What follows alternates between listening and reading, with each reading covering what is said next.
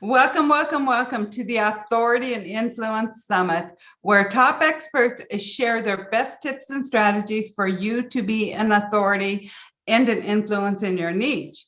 Now, today we have Manoj Vasudevan, and he's an internationally renowned next-level leadership readiness expert who helps leaders to break through to the next level of their career, business, and life. He's a professional speaker, a leadership coach, and the 2017 World Champion of Public Speaking. That's so awesome. And today we'll be speaking about professional speaker strategy to boost your authority and influence to get more clients fast. Welcome, Manoj. It's great to have you. Well, thanks for having me. Great to be here. Yes. So, Tell us how you even grew up to be a speaker. How did speaking and becoming a world champion affect your decision to help other people speak and get clients? All right. Actually, one of the things about me is I am an introvert, right? Yesterday I was telling someone I'm an intelligent, introverted, insecure Indian, right? So, but one thing I noticed is that if you go, I was a consultant before, so I also got a chance to travel different places. Wherever I go, I noticed this particular thing, that there are a lot of competent people who do not have confidence, and a lot of people who show confidence does not have the necessary competence, right? So, and then people are, and when you're not confident enough, and you're not eloquent enough, and not influential enough, you're losing out.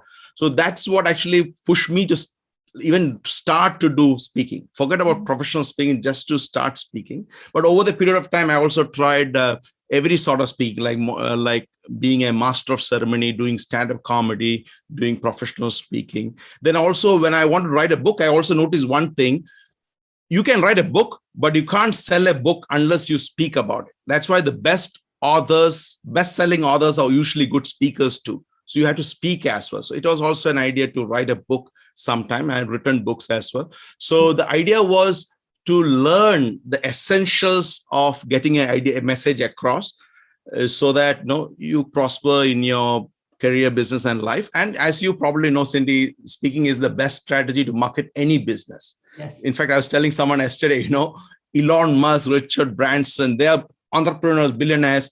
Why are they always on shows? Because speaking is helping their business. So that's what I like to share with you, actually. Yes. Thank you. I love that you're an introvert. So many of our speakers have been introverts. And so, I know there's so many introverts out there that has had massive success.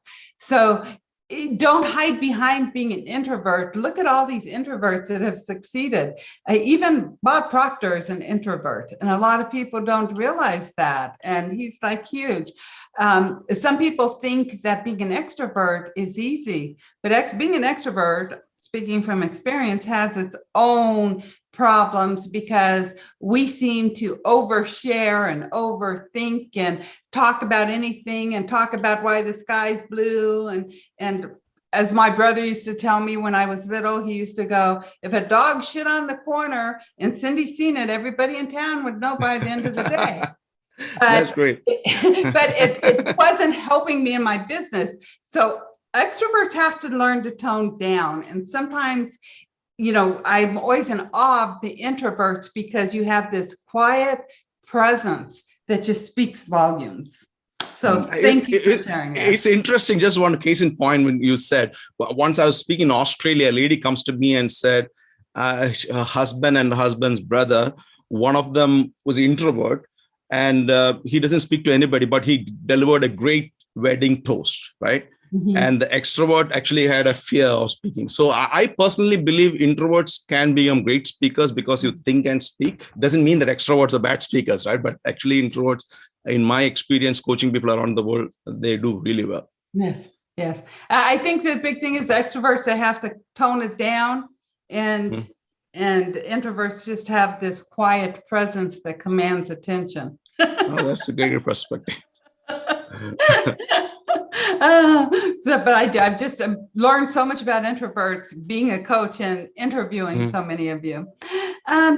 So as far as the professional speaker strategy to boost your authority and influence to get more clients fast, I know that you have a 4-step strategy. So can you share those 4 steps with us? Oh, that's true. So I think I'll share with you because I believe, because I'm also a coach, a speaker, I am an author, and I do leadership coaching. So what I realize is speaking and professional speaking helps you to get ideal clients faster, and tell you what it is, because also helps you improve your credibility, authority, visibility. And I've also been able to attract people from more than 50 countries through speaking, and they're from beginners to billionaire entrepreneurs, right? So it's such a huge group. And as an introvert, I'm not the one who is going to go do calling or anything of that sort. But so I have to work on other ways of getting clients than going out and looking for some people or chasing people.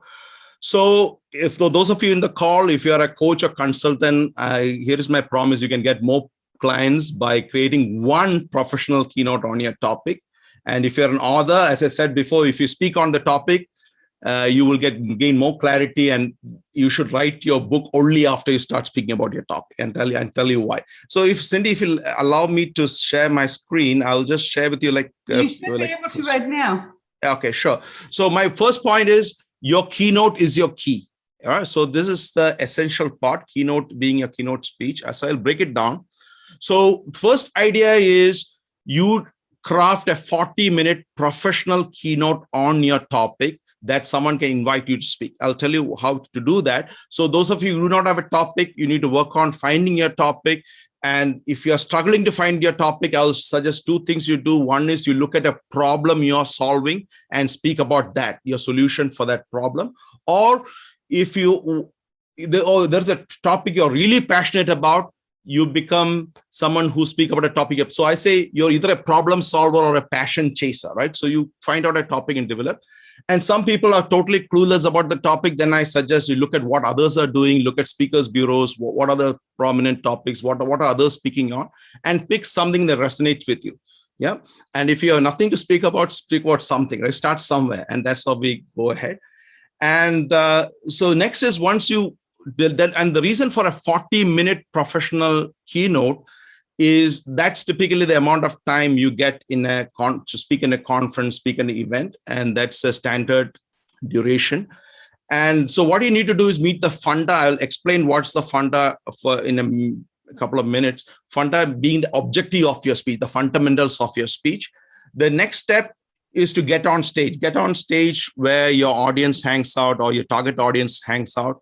And if not, you can also have a lot of virtual stages right now, and a lot of other opportunities. I'll come to that in a bit, right? The next key point here is use your keynote to build your authority and credibility on your topic. And I'll show you exactly how we can do that in a bit. And of course, as you speak, try to engage your audience. And there are different ways of engagement. One way of engaging is also make your audience think about their life. So that means after you leave, they're still thinking about their life. Okay, it's not, there are a lot of other opportunities as well. So meet the FUNDA, get on stage, build authority and credibility, engage your audience. And I strongly recommend you check all these boxes. Only if you check all these boxes, you can use your keynote for helping a business. So some people speak for power, to show they're expert in a topic. Some people speak for profit. I speak professionally, so that means I get paid to speak. That's not how I started, by the way. And of course, some people speak of purpose. They don't want power. They don't want profit. They just speak because they're passionate about something, right? And also people speak for prestige. That means they look good. They're seen as an expert on their topic. Yeah. So those are the 4 elements. And what I would suggest is you need to figure out what is your FUNDA. I'll explain that point, and then I speak to Cindy again. Okay. One is, after listening to your speech, what do you want your audience to feel? What's the emotion you want to leave behind? So the 40-minute keynote, think about what's the emotion you want to people to leave behind. For example, earlier, Dan was speaking about writing a book. So he created a feeling of you have to write a book. It's easy to write a book. So you think about the emotion you want to leave behind for the audience. The next one is, what do you want the audience to unveil? What is the new things they will learn by listening to you? What are some of the new things you can share? So if you look at Steve Jobs, whenever he speaks, he has something new to share. He takes out an iPod from his pocket. So always that moment of surprise sticks in people's mind. So think about what are new things you can share. And next is what do you want your audience to notice, especially if you are dealing with clients or senior C-level executives or the billionaire entrepreneurs. One thing you need to know is their busy schedule. They're from meetings after meeting, they're moving between meetings. So your topic is not in the top of their mind. So you need to figure out a way to bring that topic to the top of the head so that you resonate with them better. And after doing this, most people stop here, but remember two more things. Your audience need to know exactly what you're asking them to do after listening to your speech, right? For example, in my session, I would like to remind you, you have to create a professional keynote on your topic. It's possible for you, even if you've never spoken before, but that could be and the next one is, if you do that, what will you achieve? So you need to let your audience know, not just the action you take, but what will they get by doing it. So think about what do you want the audience to feel, unveil, notice, do, and achieve. And what I do, and I can share with you something I call the FUNDA Card, is actually a piece of paper why all these points matter.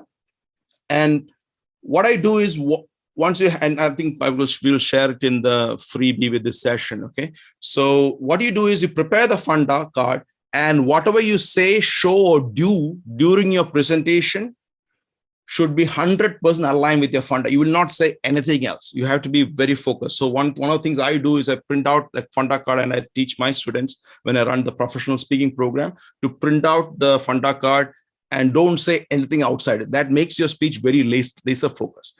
And what you will notice once you have your professional keynote, when your keynote is ready, you will get invites to speak. So how many people in this chat reached out to Cindy, asking whether can I speak in this summit?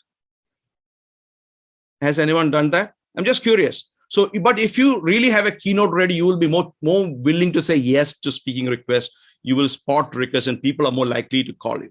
And just one point I want to highlight here is demonstrating your authority. So as you speak, also think about what can you do or say or ask during a keynote presentation that demonstrate you are the authority on your topic, right? So it builds up your credibility and authority. For example, if I speak about leadership a lot, I speak about public speaking and professional speaking as well, and various other topics. What I've noticed is if you can use your keynote to demonstrate your authority, you will see a lot of clients or audience members coming to you for more further help. For example, one of the things I do wherever I grow, I used to travel the world before COVID. And for example, I bring somebody in the audience who is afraid of speaking and coach them live and overcome their fear of public speaking, right? So it's actually in front of a lot of people, right? And so it takes what you need to do that is to have command over your topic. So you choose a topic that you really are good at, and then you can demonstrate how good are you in. So I do that. This was in Poland. And what also happens is some of them actually post about this event. I never met this lady before. Coached her. She spoke in front of a large auditorium. And then she posted. And I'm seeing like other people also commenting on this. So he did a 1-minute coaching. It's kind of magic. I can't believe this happens. And stuff like that. People are commenting. And basically then your word is being propagated as well, right? Your name is being propagated. In this case, there was 2 ladies. This lady stayed. I think one of them, I was accompanying the other person to come to front of the stage. So terrified to come. So then actually also after you speak, people invite you for other events as well. So because they're seeing you speaking, engaging an audience, you get more opportunities. And also you see the key here is you're not building yourself up. You're looking at your message living. Does that make sense? So that means you're not putting yourself on a pedestal. You're saying that your process works. I have a process that works that can help you. Then it'll attract more people to come to you. Yeah. So yeah, so it's self-propagating. So you sell books, you sell your products, because you demonstrated in front of your target audience that, yeah, you are the person who can deliver results. Okay. So I'll stop here with just authority feeds opportunity. opportunity feeds visibility, and visibility feeds authority. So it's actually a positive cycle. Yeah, I have something more to share later, but I'll let Cindy ask that question. Yeah. Oh, well, yeah, I just wasn't for sure if you wanted me back on or not. So I just thought I'd be here for when you needed me. Okay, sure. But if you have any pressing question, you can ask me. I'm a very inquisitive person. So I just Googled FUNDA. I was like, is that an Indian word? So it is an Indian word, which I was really interested. So do you want to share with the audience what FUNDA means and why? FUNDA is just, it's not really an Indian word I use. It's actually, I believe that when I coach people, right, some of them are professional speakers, 7-figure business. They have been speaking for way longer than me. There's like, from National Speaker Association, CS, certified speaking professionals and all that. But when they come to me, they learn speaking without a structure. Yeah. Right. So one of the first questions I always ask them is, what is your FUNDA? Basically, I'm asking, what's the fundamentals of your speech? What are you trying to achieve by delivering the 40 minutes? So that's how I derive. Yeah. So basically that's the acronym, like stitching together all those words. With a fundamental. Yeah. And it was just interesting whenever I read it, because it does say, it says it's Indian. And so I know you're Indian. It says non-plural noun fundas. Indian, a basic or fundamental principle underlying something such as her fundas in life are crystal clear. So I just thought it was interesting. Oh, yeah, there's an interview. Yeah, that's great, Cindy. So, but that does not relate to that. Probably there's some connotation. But actually, I was interviewed in CNBC. There's an article on that online. If you Google, you can find. Where I said there are 5, because a lot of people speak. It's not they don't have the content, but organizing your content is equally important. So you might miss something. So when I was interviewing one of the speakers bureau, they said, have fun, have fun. Like, yes, have fun. That's what I meant. And just as Diana said, FUNDA, my new word. And I'm like, I like that, FUNDA. So I agree with you. So what they said was have FUNDA, right? Yeah. So did anybody have to,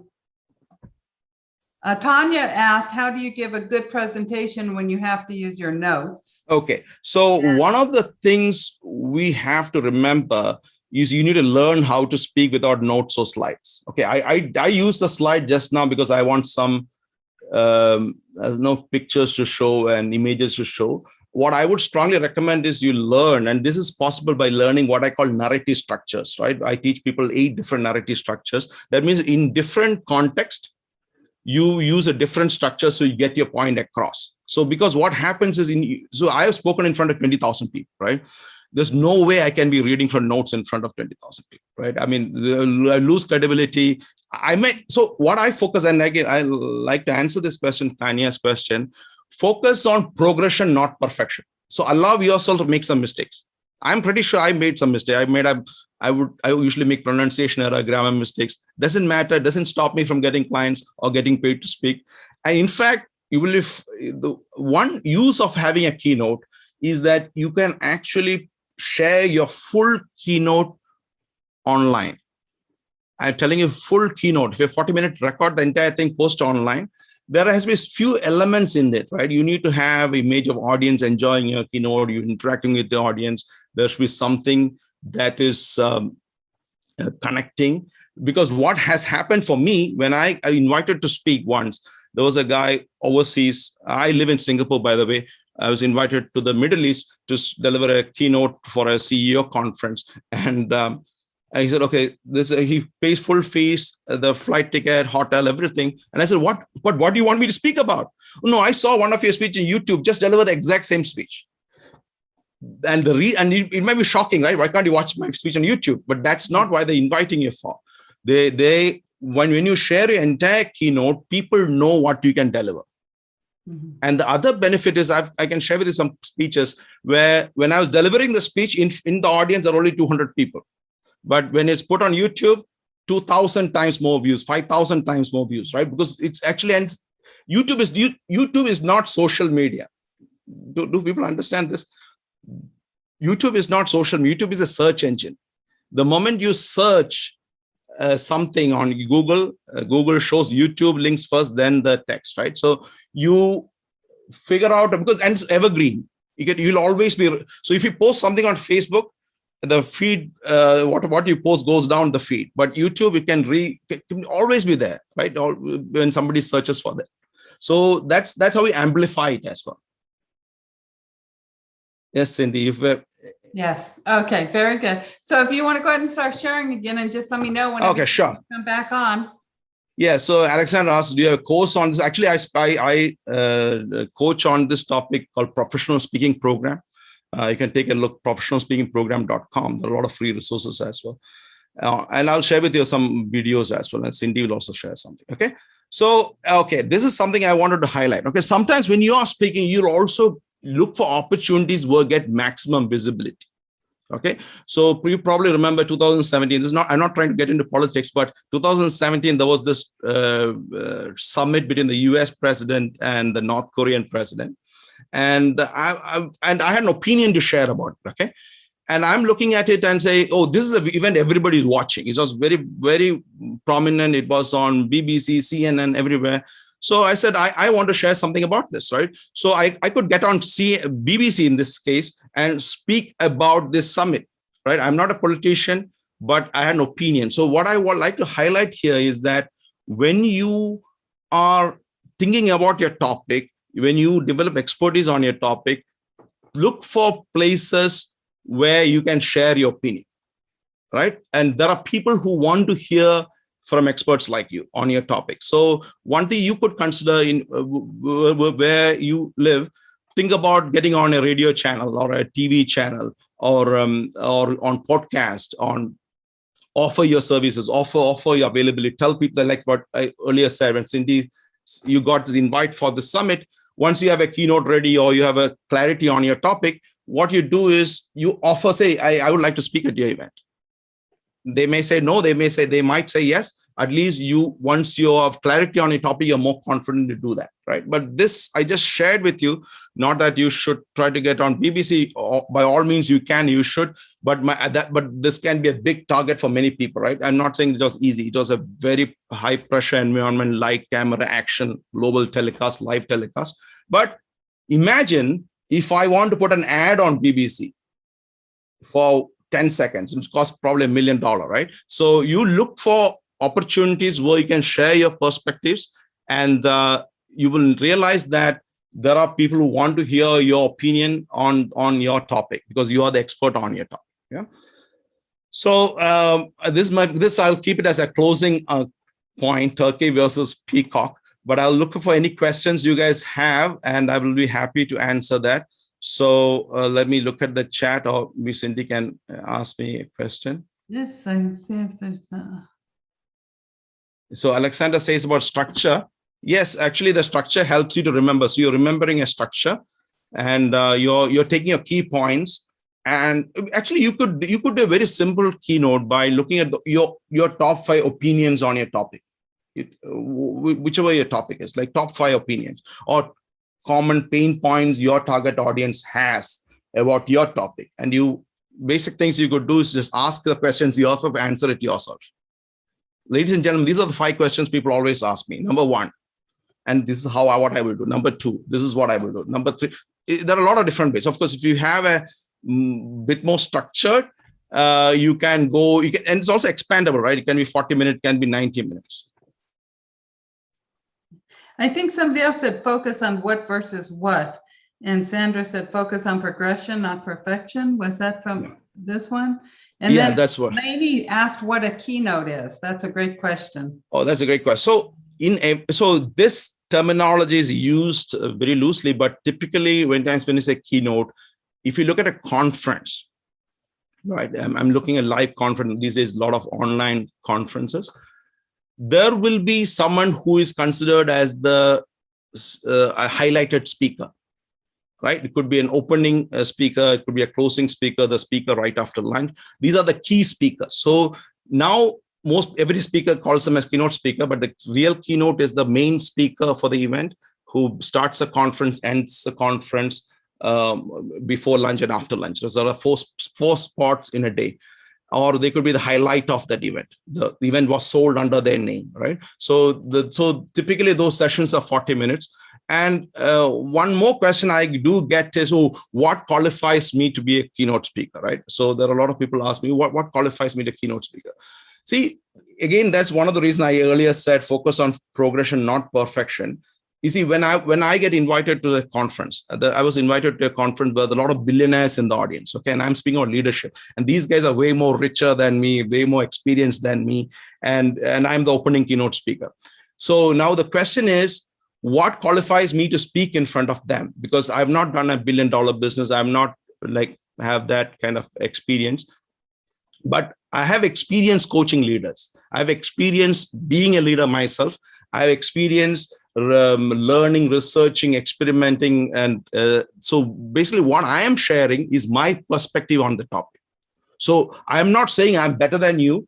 I'm probably pretty sure there are people in this audience who have are speakers, right? So I'm not saying I'm better than you. I'm just saying this is my perspective. This is what works for me. This is what I've seen working for other people. And then I'm sharing my perspective. So then you can actually volunteer to take on that role. And then the biggest benefit of speaking is your speaking is your marketing tool. You speak, somebody will invite you for another event, right? And then it actually propagates. I love that. Thank you. I want to point something else out too, because this whole summit's about authority and influence.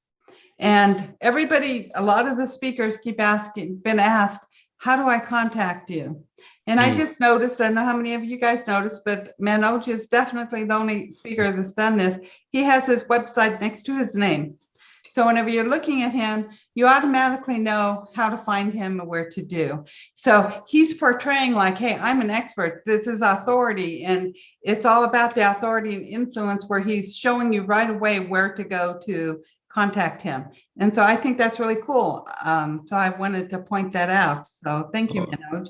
And also, somebody asked you, do you have a course on that, Manoj, learning how to speak without notes? Oh, yes. So I've got a number of courses. I would suggest there are free programs as well on my website, basic programs, but I'm talking about the high-end program, which is the professional speaking program. So professional speakers have two challenges. One is coming with a 40-minute keynote, standing in front of an audience and delivering their keynote. And the second is, if there's a Q&A, like what Cindy is asking me, I'm like, I don't know what to speak if I don't know how to speak without notes or slides. So this component is taught within that program, which is called How to Speak Without Notes or Slides and How to Handle Q&A Like a Pro. These are like sub-modules of that. So the one challenge is there are great speakers as well, but since they don't market themselves, they don't brand themselves, they don't get opportunities as well. So I would say there are at least 4 things that goes together. One is speaking.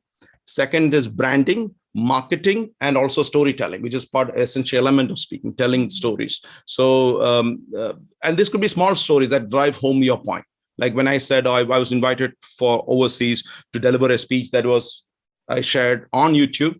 It's actually a small story, but you can also have extended stories where you can actually go deep into your topic when you're actually delivering a keynote. So those are some of the things that will work. So I can. And thank you. Yes. And Tina wants to know if you'll repeat authority feeds opportunity. So I don't even know if you want to reshare that slide, because you like that? So actually, I was I just wrote it this morning just before the speech, but I thought it's right. So that's the link. True, yes. So let me just share with you that. So okay, give me a second. Turkey versus Peacock. We didn't see that one. What could you see? Peacock versus Turkey. That's what you could see. Okay. Yeah. All right. So that was the one. So authority. So you build authority. Let me say, you speak on your topic, you show that authority. For example, when I talk about the professional speaking, I spoken in front of New York Times bestsellers, like I said, 7-figure speakers, international speakers, what we call certified speaking professionals, CSP globals and all that. So, but I am sharing my perspective with them, and I'm building authority as well because I'm showing what works for me. How do I get these invites all over the place? And how do I build that, right? So this also invites opportunity, right? People are saying, when someone is looking for a speaker, say, talk to Manoj, he will make your audience proud. So the opportunity comes, right? And when I go to a new audience, I get more visibility. right? More people come to know about me, right? And of course, they want to buy my books, they want to buy my programs, or whatever that is. And then again, since now I've spoken in 2 events, so my visibility has gone up. And since I've spoken 2 events, my credibility has doubled in a way, right? I mean, I have more exposure just because I got 1 more event. And the rule of thumb is that you speak, a few people come and invite you for the events, it actually propagates, right? And yeah, that's how it works.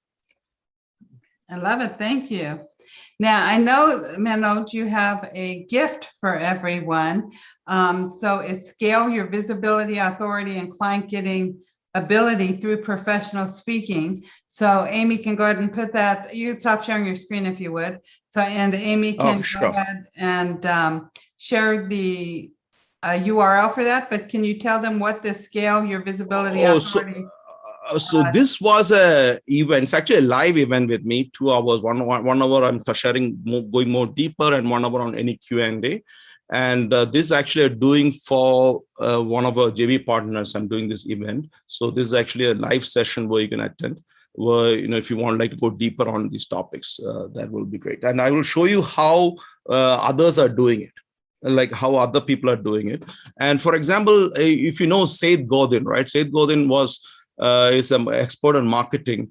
And one of the things he said is, when I first spoke, nobody paid me, right? It took some time for people to pay me. And actually, I have trained people, participants who have been invited to share the stage with Seth Godin. They have been invited to write books with major publishers. And what I tell them is, you start to speak on your topic, because there are a few things that happens. One is you will gain clarity on your topic, because you have to do some research or some kind of study to deliver that 40-minute keynote.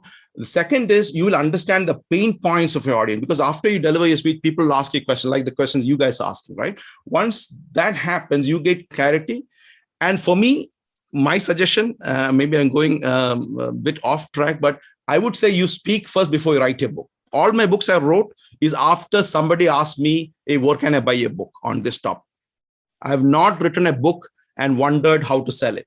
I always written a book after delivering a keynote and people coming to me and say, hey, where can I buy the book? Then I know what to buy, what to write. And it resonates with them because I have all the pain points, what are they trying to achieve, and I come with my own perspectives, right? So something to think about. And the reason I said is like what Dan was earlier saying, there are a lot of people who have thousands of books in their garage and nobody to buy.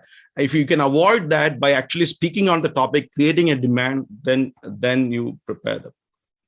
Thank you. And then I know for the VIP, when you upgrade to VIP for only $97, you're also going to get Manoj's VIP gift, which is Power Up with Powerful Routines. And it says, reclaim your days, double your focus, and triple your productivity with the powerful routine. So that's a great gift. So you want to upgrade to VIP status, you get recordings of all the sessions, plus $5,000 worth of bonuses from JV Insider Circle, an additional $5,000+ worth of bonuses from our speakers. And for our raffle, we are raffling off a copy, I think it's the signed copy of Manoj's book. That's right. One of my book is called How to Become the World Champion of Public Speaking. Yes. And that's the book I'm on for. So somebody will win a copy of his book. So Amy wants to come on. Hello. All right.